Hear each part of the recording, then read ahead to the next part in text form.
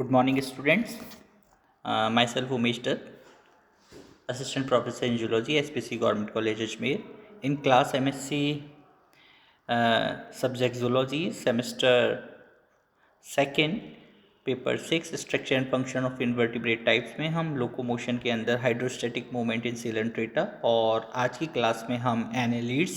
के अंदर जो है लोकोमोशन किस प्रकार से होता है उसे डिस्कस करेंगे। देखिए, लोकोमोशन को जब हम स्टडी कर रहे हैं तो हमने पहले ही कल की प्रीवियस क्लास में बात की है कि हम इसके अंदर जो है कॉम्प्लेक्सिटी यानी जो जटिलता का विकास किस प्रकार से हुआ है, इस हिसाब से हम लोगों ने जो है मेंबर्स को लिया है। तो लोकोमोशन के अंदर जो नेक्स्ट मेंबर है उसमें एनेलिडा को हम लेते हैं। एनेलिडा के भी जो टाइप स्टडी मेंबर्स हैं उनमें हम कंपैरेटिव स्टडी करेंगे, जिसके अंदर एनालिड्स के अंदर हम लोग जो हैं हिरुडिनेरिया और जो है नेरीज और फेरेटेमापोस्थोमा जो है उसके बारे में हम अध्ययन करेंगे। तो सबसे पहले हम एनालिड्स की जो है लोकोमोशन पर जब चर्चा करते हैं तो हमें जो इसके जो सब डिविजन्स हैं उसकी हम रिकैप्चुलेशन की जो है बात करते हैं, जिसके अंदर जो फाइलम पॉलीकीटा है, ओलिगोकीटा है और हिरुडिनेरिया है वो इन्वॉल्व हैं। और जो पॉलीकीट्स हैं, जैसा कि आमतौर पर जो मैराइन जो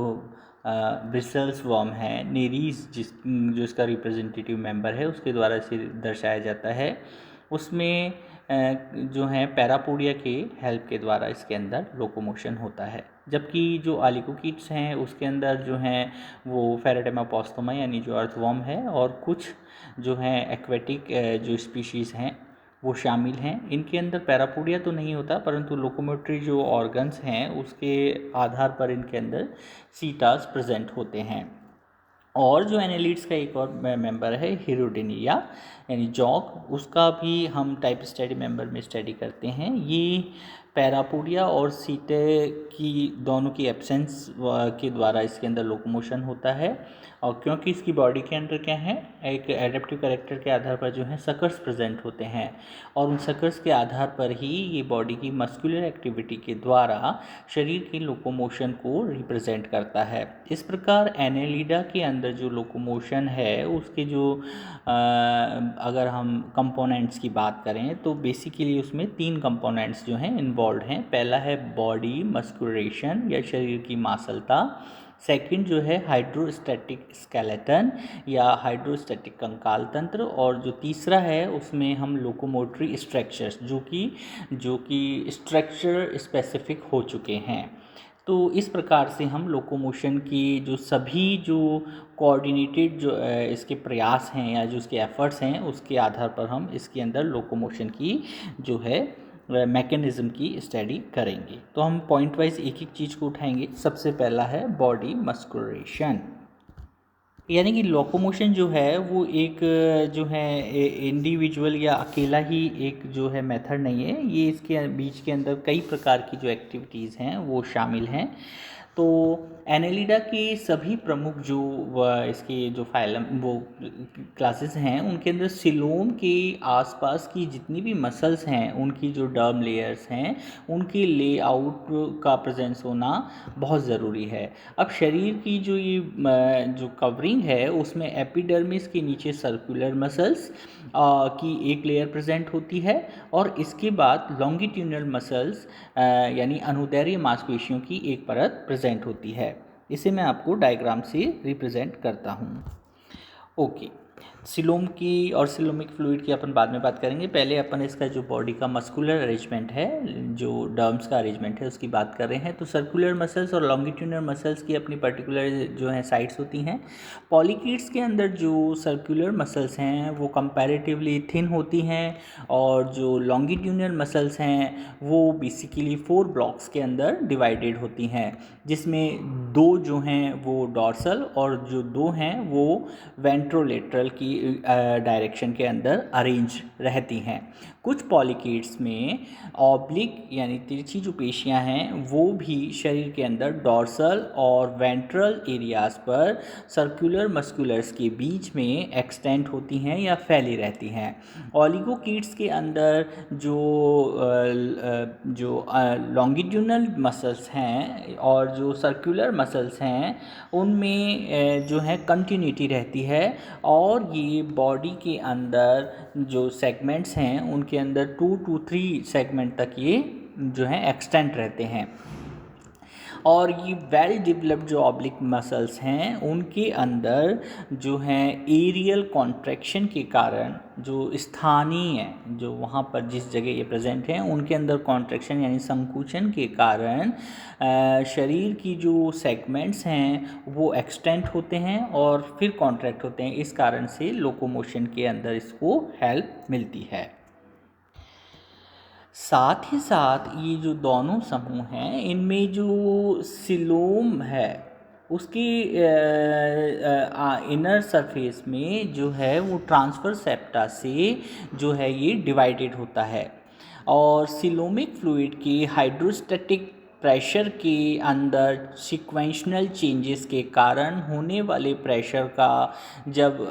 उसमें उसको विरोध किया जाता है तो उस कारण से लोकोमोशन के अंदर हेल्प मिलती है। पॉलीकेट्स में सेप्टा जो हैं वो कम डेवलप होते हैं और सेगमेंटेड होते हैं। साथ ही साथ जो इसके अंदर सेगमेंटेशन है उनके बीच में सिलोमिक जो है कम्युनिकेशन पाया जाता है। हेरुडिनेरिया में शरीर की जो मसल्स हैं उसमें उसका मस्कुलर जो डेवलपमेंट है वो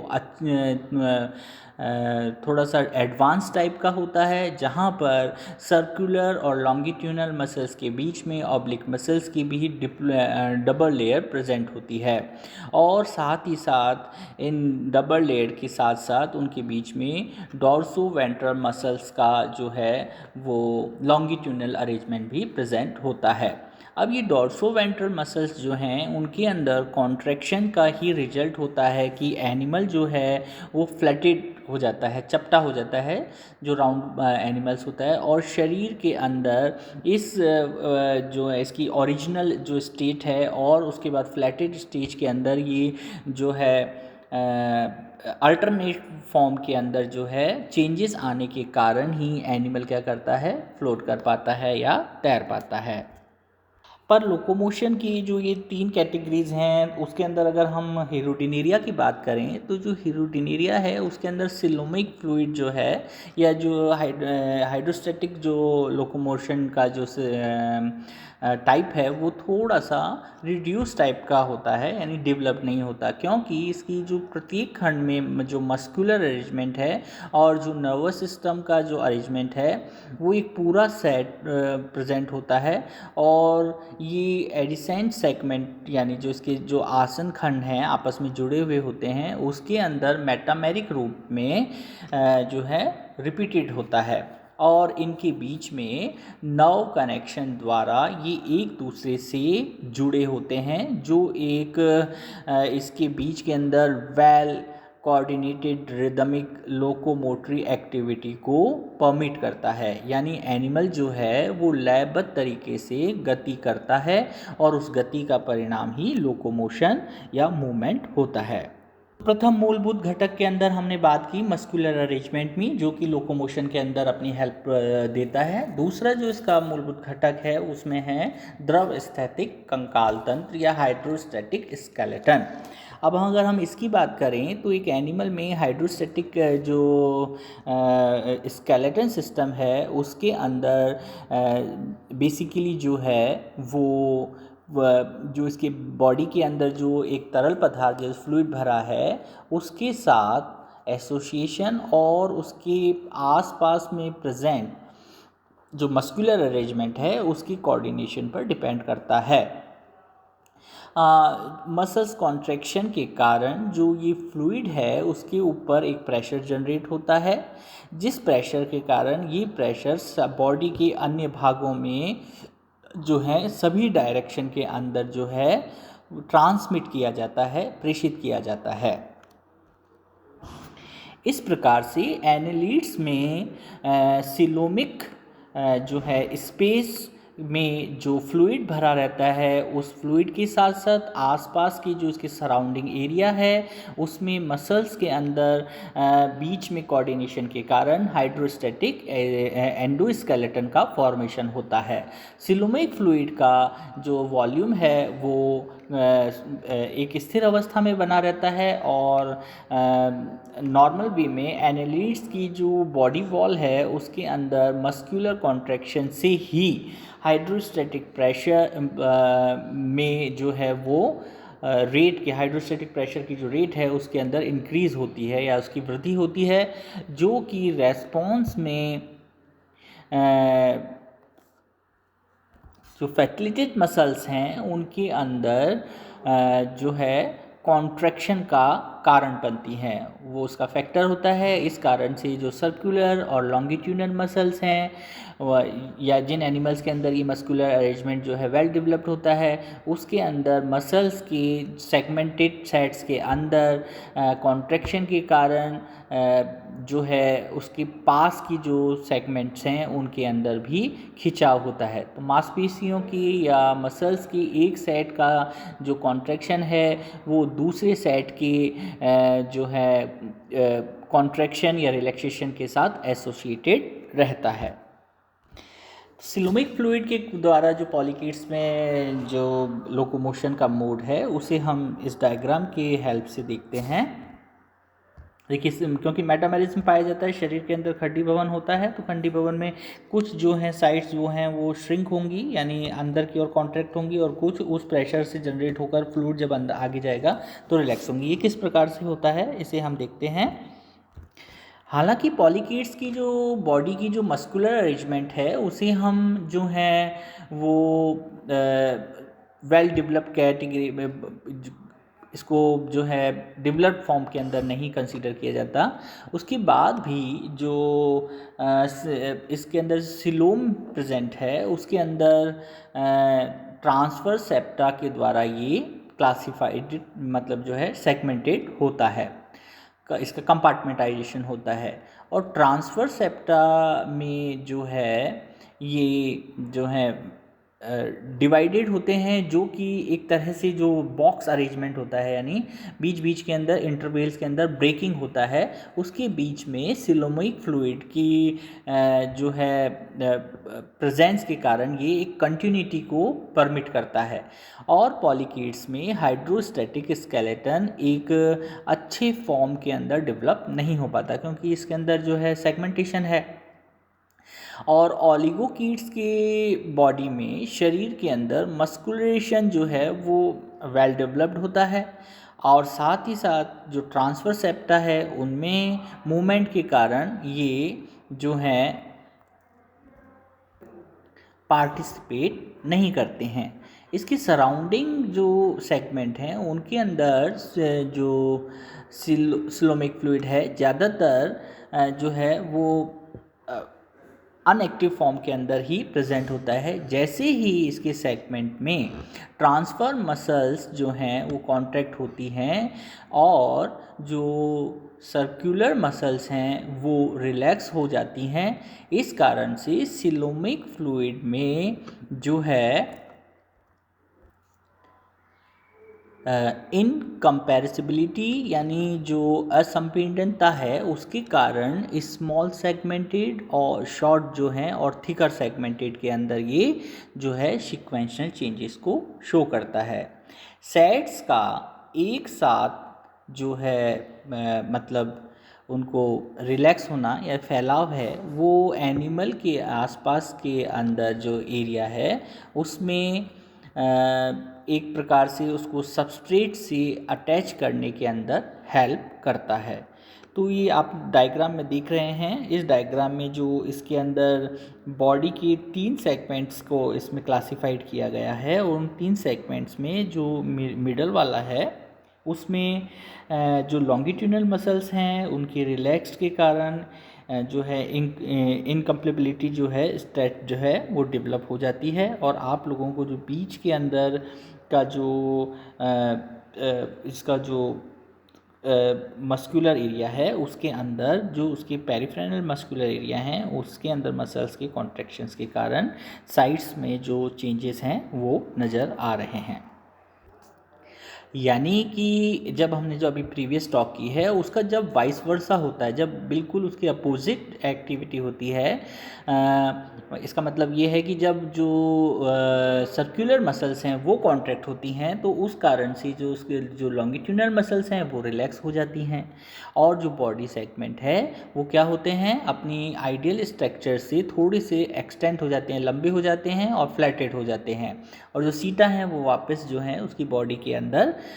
जो है अपनी पोजीशन, अपनी प्रीवियस पोजीशन के अंदर आ जाते हैं। और इस कारण से जो वाइस वर्सा एक्टिविटी होती है अल्टरनेट क्रम के अंदर होती है तो शरीर जो है वो आगे की ओर शिफ्ट हो जाता है। हालांकि कॉन्ट्रैक्शन और रिलैक्स की जो मेथड है, जो ये मैकेनिज़्म है, इन गतिविधियों को जो बॉडी की कुछ पर्टिकुलर साइट्स हैं वहीं तक ये लिमिटेड होते हैं। इसका कारण जो है वो लोकलाइजेशन होता है और कॉन्ट्रैक्शन और रिलैक्सेशन की इन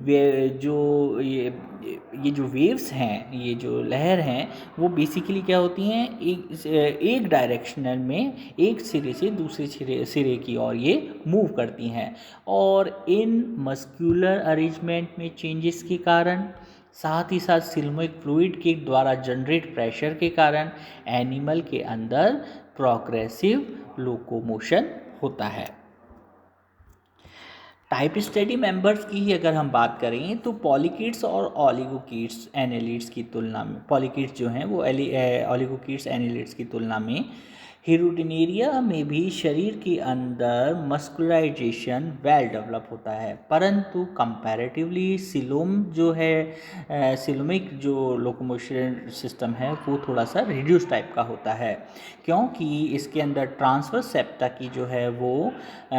इसके अंदर थोड़ा रिड्यूस टाइप का होता है। इस कारण से जो सिलोमिक जो कैविटी है उसको ये जो है सेगमेंटेड नहीं कर पाता, उसको हम अलग नहीं कर पाते हैं, और जो सिलोमिक फ्लूइड है वो काफ़ी हद तक जो है बॉट्रियोइडिक जो फ्लूइड है उसके द्वारा शिफ्ट किया जाता है। एनिमल्स के अंदर जो लोकोमोशन ने इसने एडेप्ट किया है मेथड, उसके द्वारा ये क्या करता है, इसकी जो दोनों टर्मिनल एंड है उसके साइड्स पर, एंटीरियर और पोस्टीरियर साइड्स पर जो हैं वो सकर्स प्रेजेंट होते हैं, और इन सकर्स के कारण जो पोस्टीरियर सकर्स वाला एरिया है वो सबसे पहले सबस्ट्रेट से जुड़ जाता है। फिर जो सर्कुलर मसल्स हैं उनके अंदर रिदमिक जो है वेव्स के कारण शरीर जो है एक्सटेंड होता है, उसका विस्तार होता है, जो कि आगे की ओर बढ़ता चला जाता है, और वो जो उसके एंटीरियर जो सकर्स हैं अब वो सरफेस से जुड़ जाते हैं। आगे की शिफ्ट जो पर्टिकुलर जो साइड है जिस डायरेक्शन में इसको मूव करना है उस डायरेक्शन के अंदर वो थोड़ा सा एक्सटेंड होने के बाद एंटीरियर सकर्स जो हैं वो अब सरफेस या सबस्ट्रेट से चिपक जाते हैं, या वैक्यूम जो मैकेनिज़्म है उसके द्वारा ये जुड़ जाते हैं। और इस समय जो है वो ट्रांसफ़र मसल्स जो हैं वो एक्टिव होती हैं, और उसका रिजल्ट ये होता है कि शरीर क्या होता है वो कंपैरेटिवली जो एक्सटेंड हुआ था वो अब अपनी जो आइडियल जो बॉडी साइज़ है उससे भी थोड़ा सा जो है कॉन्ट्रैक्ट हो जाता है, थोड़ा सा सिकुड़ जाता है। इस पोजीशन पर जैसे ही ये आता है तो पोस्टीरियर सकर्स जो हैं वो रिलैक्स हो जाते हैं, और इस कारण से बॉडी जो है आगे की ओर शिफ्ट हो जाती है। ये जो मेथड है जिसके अंदर सकर्स के द्वारा बॉडी को एक्सटेंड किया जाता है, फिर थोड़ा सा कॉन्ट्रैक्ट किया जाता है आइडियल स्ट्रक्चर से कंपैरेटिवली ज़्यादा, तो इस कारण से जब इसको रिदमिक फॉर्म के अंदर एनिमल करता है तो इस प्रकार से जो लोकोमोशन होता है वो लोकोमोशन क्वेरलिंग मूवमेंट या रेंगने वाली गति के द्वारा दर्शाया जाता है।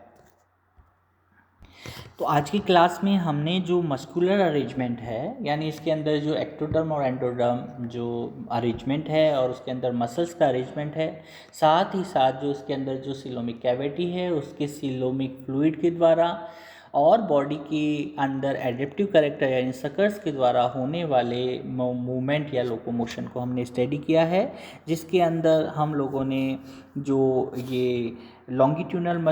मसल्स और सर्कुलर मसल्स का अरेंजमेंट, और इन अरेंजमेंट्स के अंदर किस प्रकार से इसमें जो है चेंजेस होते हैं, उस कारण से किस प्रकार से रिदमिक लोकोमोशन होता है, इसकी स्टडी की। नेक्स्ट क्लास के अंदर हम लोग जो हाइड्रोस्टैटिक स्केलेटन है, उस स्केलेटन की जो मैकेनिज़्म है, यानी जो उसकी विधि है, उसके बारे में अध्ययन करेंगे, जिसके अंतर्गत हम लोग जो मोड्स हैं, डिफरेंट मोड्स हैं, जिसके अंदर क्वेलिंग है, स्विमिंग है और रैपिड क्वेलिंग है, और